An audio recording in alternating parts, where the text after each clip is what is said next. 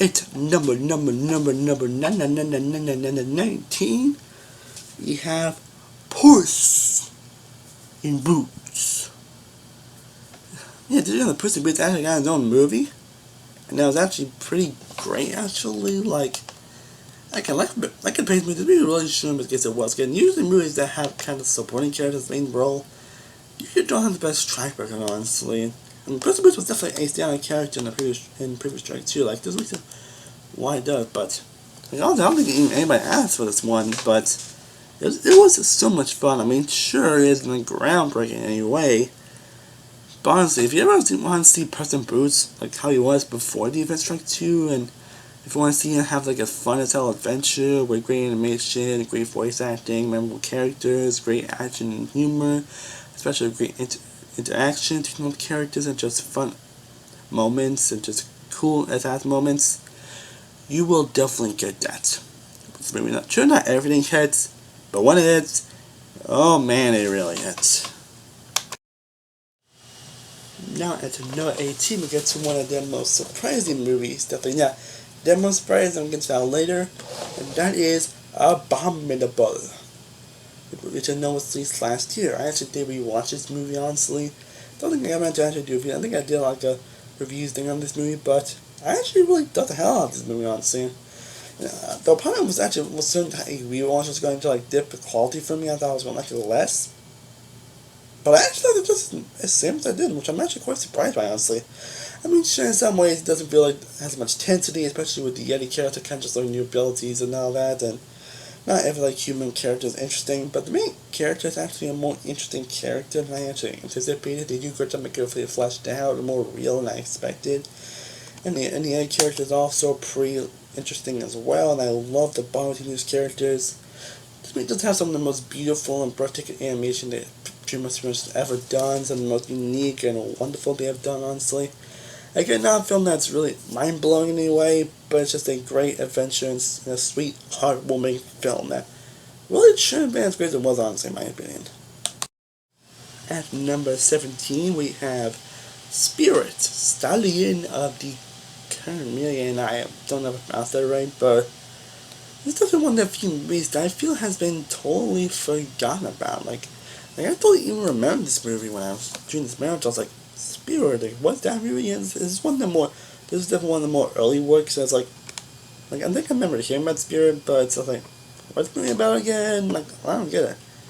Honestly, when a film does this as engaging and investing like this, it don't think it's kind of surprising that hardly anyone matches me. Like, I think it has like a TV show apparently on Netflix, and apparently it's gonna be turned into a movie at some point.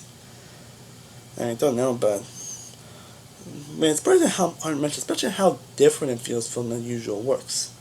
Like, it's truly a very deep and emotional movie that does tell some very serious messages that actually feel Pixar level quality. Like, in some ways it kind of feels like a Pixar movie.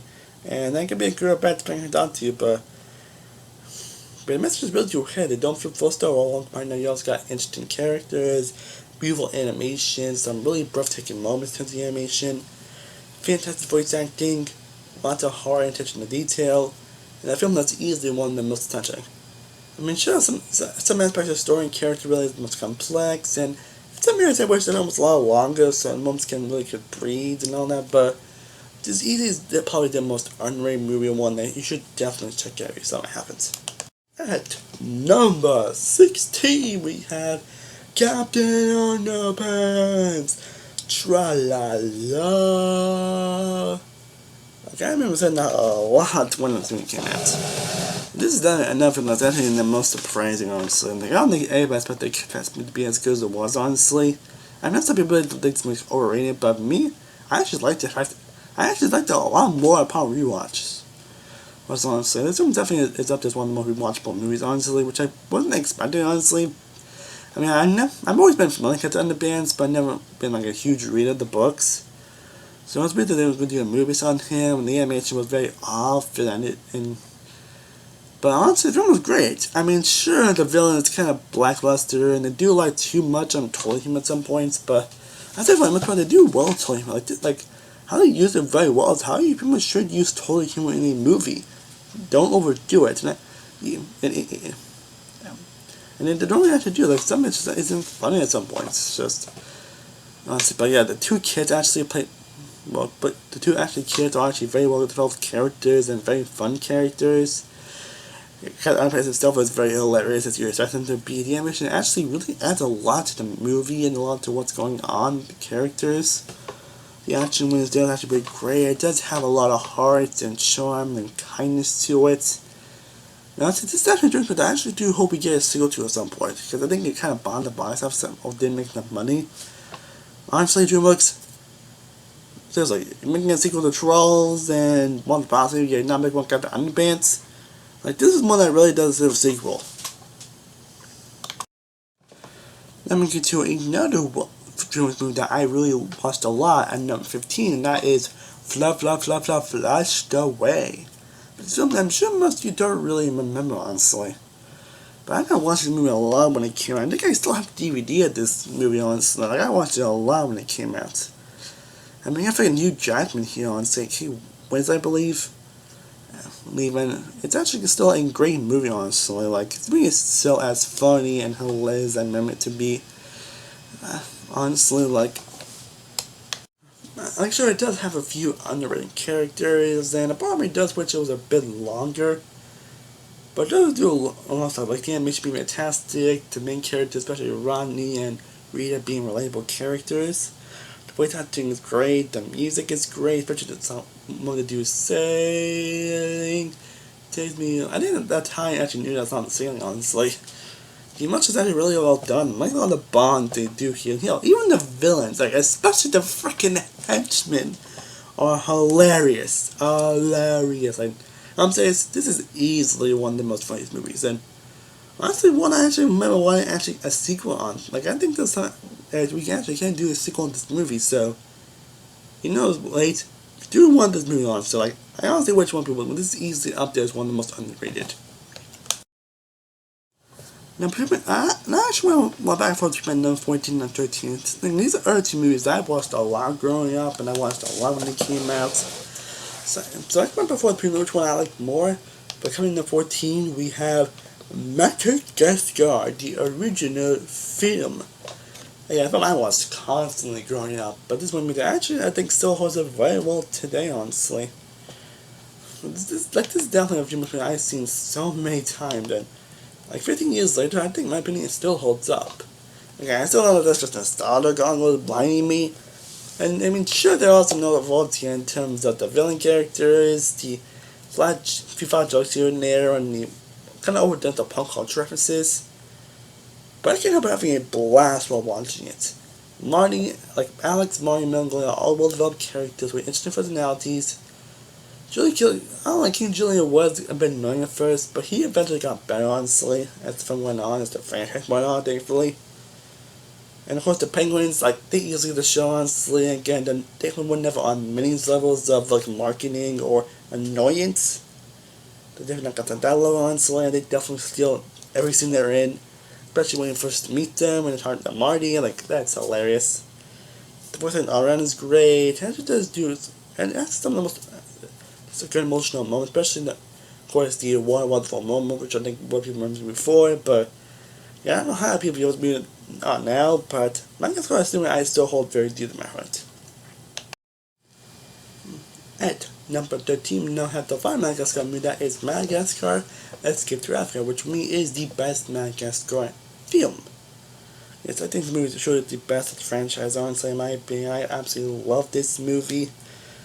Pretty much it's definitely with. Actually, I noticed that some sequels that DreamWorks has done really do fall upon like lost long parents. I was like, I noticed that honestly, like after watching a video on something about DreamWorks, I was like, oh, I never realized that.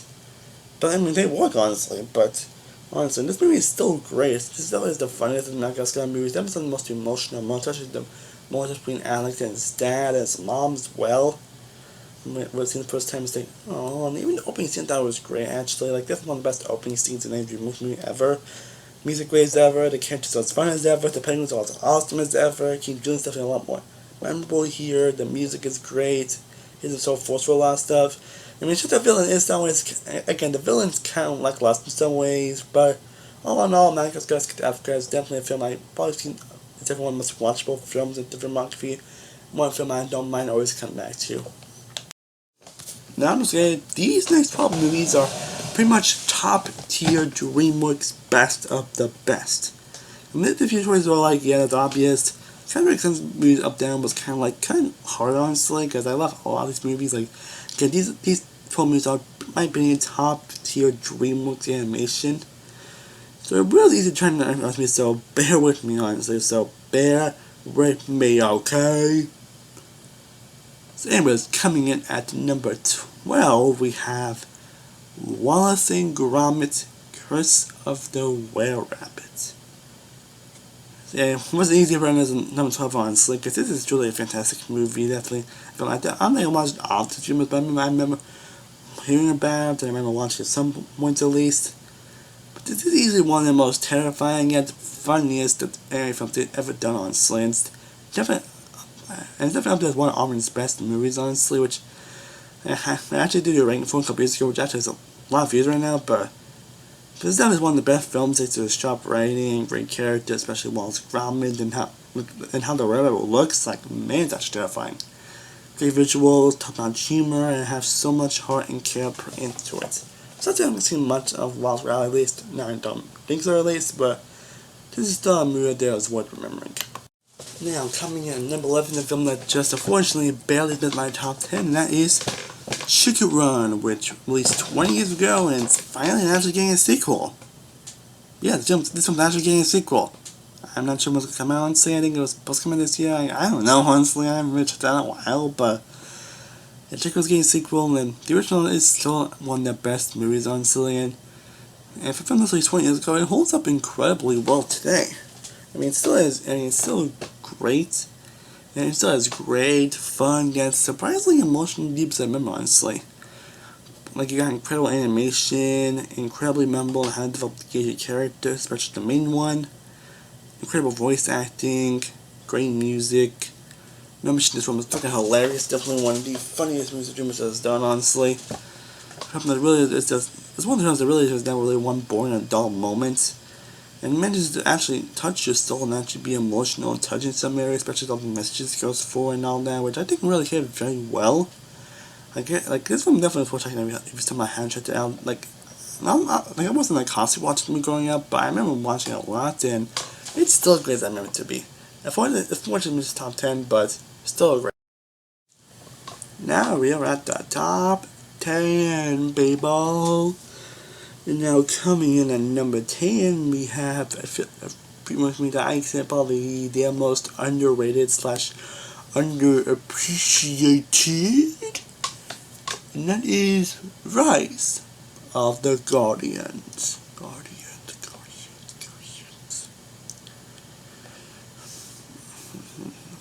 Yeah, this one is probably DreamWorks' most underrated / underappreciated film. It doesn't really talk about much, honestly, at least in how the DreamWorks filmography and all that, but this one of the films that really gets better and better on pieces. It's basically the Avengers, but with the one and only creatures like Frost, Tooth Fairy, Santa Claus, like a lot of the well-known holiday creatures. They all band together. Like, how can you not love that? How can you not love that?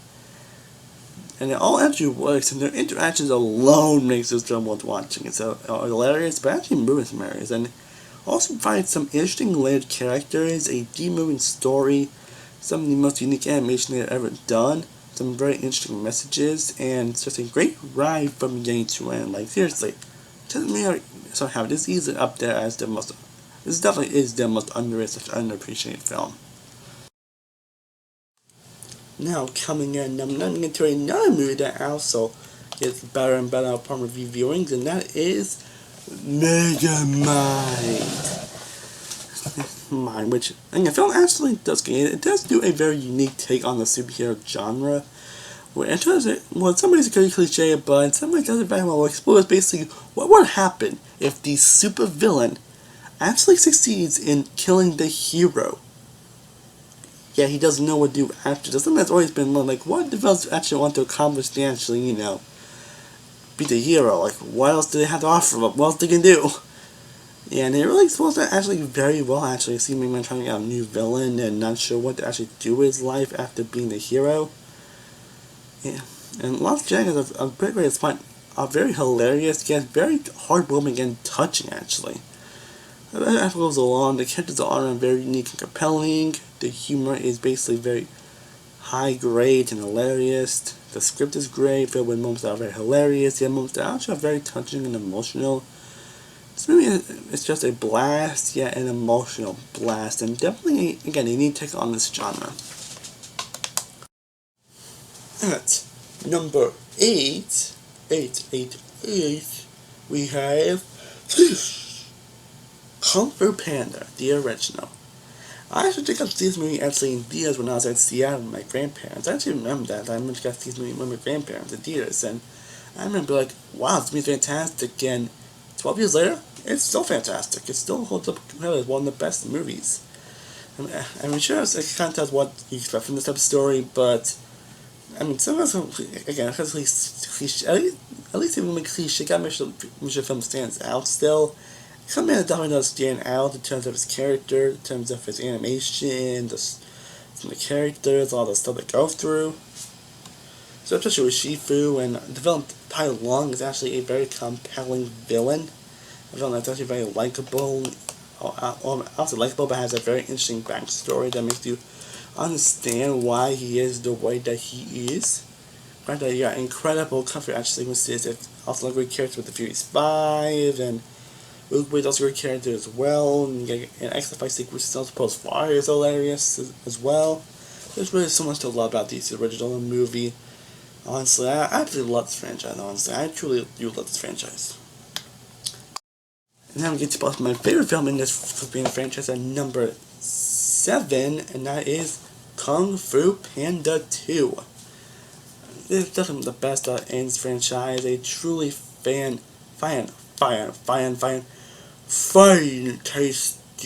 film. It really explores a lot more on the character of Poe's character, about all stuff that he's been through, and things involving his father, and a lot of stuff involving what went through, and that his dad might actually be his dad, and so the visions that were dealing with him, it kind of fixed a lot of stuff, and it makes it a movie that's actually very emotionally compelling, and it kind of heartwarming. It really tugs at your heartstrings, especially with a lot of stuff that happens throughout the movie. Behind that, you got, of course, great animation as always, great voice acting as always, fantastic music, fantastic acting, and another compelling villain, Most Chan, played excellent by Gary Oldman. When voices wasn't getting across the board, like, Jack Black can do no wrong in my opinion, like, oh my god. And this easily is the best, definitely the most emotional out of this franchise, and I don't think any film's going to top this, honestly, but yeah. It's fortunate number 7, but again, it's still a fantastic movie.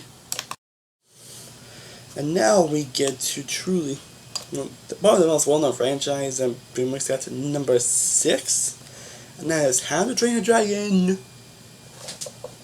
The Hidden World. Yes, The Hidden World is now unfortunately my least favorite of this trilogy, but this is still a fantastic movie nonetheless. Like, I absolutely loved every film in this franchise. I absolutely adore all these movies. Honestly, and more unfortunately against my least favorite, there's still a fantastic finale to a fantastic series, and probably still is one of the best trilogies pretty much ever. Not just animated, but pretty much ever. It explores a lot more relationship between Hiccup and Toothless, the lost that they've been through together, and Toothless wanted to do more stuff on his own, and it's wanted to explore a lot of stuff with his own. Even Love's Green Time, they did a good job of making you feel like between Toothless and the White Fury. I can really understand why people don't really feel that romance. Hiccup is great as ever. Action is great as ever. A lot of characters are very, at least, fun, as great as they've always been. The action's fantastic. Hell, I like the villain Grandma. Thought he was great, honestly. It really hits the emotion that they needed, and the ending is the top cherry on top. Easily one of the most emotionally satisfying endings ever put on film. So, unfortunately, it's my least favorite, but it's a film that's still rewatchable and still fantastic. Now we're on the top 5, people. Now coming in at number 5, we have a film that actually is much better than I actually remember, and that is The Prince of Egypt. Like, this is a DreamWorks movie that it's been years and I really have seen this movie, and this was I believe the second movie. And we watching, I was like, Jesus, really does so much more fun and great than I actually remember it to be. Honestly, like, man, I'm sorry, I really wasn't expecting the movie to be as weird as it was, honestly, because wow, because Egypt is honestly fantastic. Yeah, like, I wasn't a huge watch this movie growing up. Like, I was aware of it, always thought it was good, but now I'm like, Jesus, this is a masterclass of animation, and definitely up there as one of the best, honestly. Which wasn't expecting, honestly, going to this marathon, but man, yeah, the animation is breathtaking and beautiful, and some of the most detail, like, probably some of the most detailed animation ever. How much of the character designs are interesting, and the characters are interesting all around as well. The music is great, they're catchy, and it fits the story very well, and even the numbers are actually very good. The characters and storytelling are great, engaging as all hell. These messages are great without you feeling shut down your throats.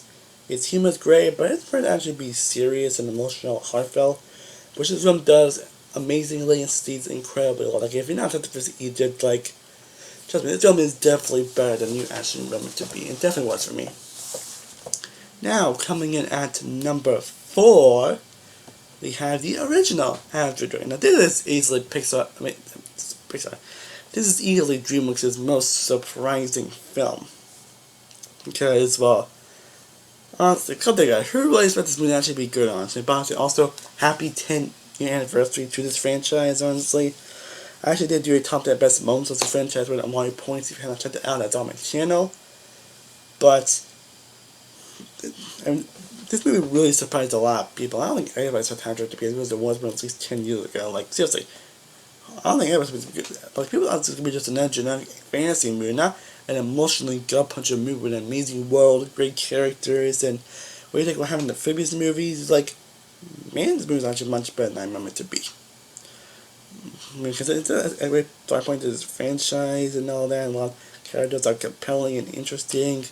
This really started upon one of the best duos ever in any animated film in general with Hiccup and Toothless. Like, their relationship would just scream so much amazement, so much passion, so much heart and amazement. Just, oh my god, I love this movie so much. And it's definitely a great start to an amazing trilogy. It's funny, heartfelt, emotional, incredible, outstanding. There's so much to love about this original movie. And it's crazy this film was released 10 years ago. Like, 10 years this film was released. Wow. But now at number 3, we get to the best in this trilogy, and that is How to Train Your Dragon 2. Like, a lot of us can agree this movie is definitely the best in the trilogy. Like, it's definitely no argument this movie is definitely the best in the trilogy. And this movie just hits like till it breaks. Like, it takes a lot of moments. The film is so great and fantastic and just up the ante. I think especially with Olivia Hickok's mom, and I love the love that moves between them, a lot of the emotional and passion between these two characters. I also said that she shouldn't have mentioned in the previous movie, but yeah, I don't mind it. Yeah, it's no problem, honestly. But I love them together, and love more the moments together. Like, I love the meaning that she has been stoic, and I love the moments between them, and I love all the family moments, and almost between Hiccup Toothless, Hiccup and Astrid. The villain's really compelling and interesting. The animation is beautiful, breathtaking ever. The world building is absolutely fantastic on all freaking fronts. The music is great, the directing is great. It hits like a ton of person's emotional, especially with Story's death. And still, it's been so more to this day. Like, this movie really, it's a true animated sequel done amazingly right. But now we get to the top 2, people.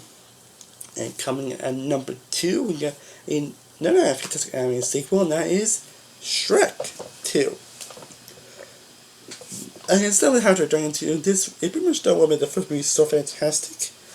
Kind of just basically up the ante. It hit more emotionally, it had more emotional stakes, it had like, this is a movie that proves that it really does, Shrek can really do anything for Fiona, especially sci-fi. It's like, Shrek and Fiona are basically one of the most beautiful and wonderful couples I've ever seen in any animated movie, and especially in these first 2 movies. Like, honestly, they are just so well together, and the fact that how we see Shrek kind of basically do anything for Fiona, It's just amazing. I mean, it's not mentioning it appears President Bruce, that was great. King Harold and Leonard, that was great. Prince Charming actually was great. And wasn't as long as it was for the third. It was actually kind of compelling and actually had honestly motivation for what he's doing, such as even Frank Gummer as well. And it proves that ogres, that even the ugliest of people, can have happily ever afters, can have a great love story. Cardinal Gals got great musical moments that really do hit emotionally. Also find some of the most funniest moments ever in any anime movie. Like, I absolutely adore Shrek 2. It's definitely one of my favorite anime movies, one of my all-time favorite films, period. But for me, my personal all-time favorite film in DreamWorks Animation history, my number one, is the original Shrek. Like, I mean, sure, in some ways, something I was on this list are kind of better than Shrek in a couple ways. But Shrek is a film that really does hold a special place in my heart. And I think that's the one thing. I probably mentioned this 3 times on my channel. I think I mentioned also in the 20 Facts About Me video. Shrek is based on the movie that I have seen more than any film in existence. Like, there are a lot of times that, mainly when at my school, they'll put Shrek on, and that's probably how I watched it. Whenever they were on Cartoon Network or Nickelodeon, they were everywhere a lot. So I ended up watching a lot, and even watching so many times, Shrek still holds up. Shrek is still fantastic and was almost 20 years later. It still is funny, charming, it's a fun little take on the fairy tale genre, and it takes on that in spades. Mike Myers, Eddie Murphy, Cameron Diaz, like, all fantastic. Shrek, Donkey, Fiona, Lord Farquaad, the Dragon. Again, does a good job making fun of the fairy tale genre and the whole add to stuff, and this will start a Shrek relationship. They actually do a great job building towards it, don't make you feel forced. They actually do a good job naturally making you, the characters do love each other when it actually happens. It's hilarious, and of course, it gets some of the most funniest moments ever, especially, of course, Don was like, for the one, like, do you want to love her? Yes, hold her, please her, yeah, then you got to try a little happiness. Chicks love the minute crap. Like, chicks love that romantic crap.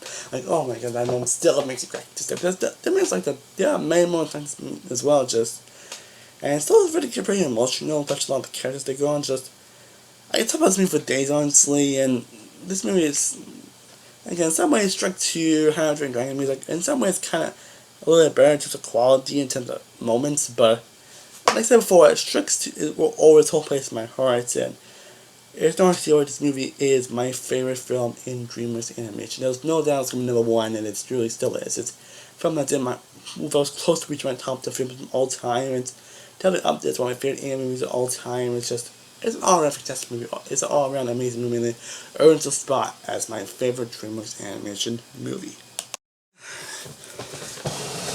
But not actually all this in one sitting. Like, man, that's dedication. But look, guys, I hope you all enjoy me ranking all of DreamWorks' animated movies. Definitely once ranking are done, and again, this is 2 parts, so keep the channel part 1 if you. But let me know in the comments down below.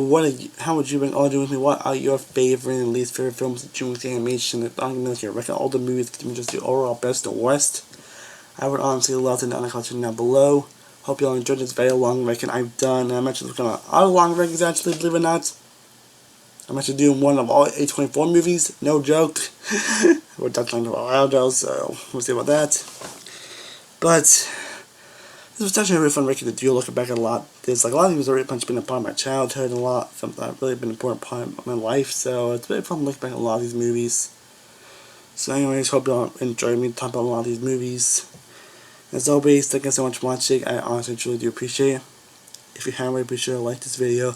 Be sure to share, be sure to subscribe, be sure to follow all my social media sites. All links are down below. I am Steven One World from Steven World Reviews. I will see you next time, as always. Stay cool, love, but peace.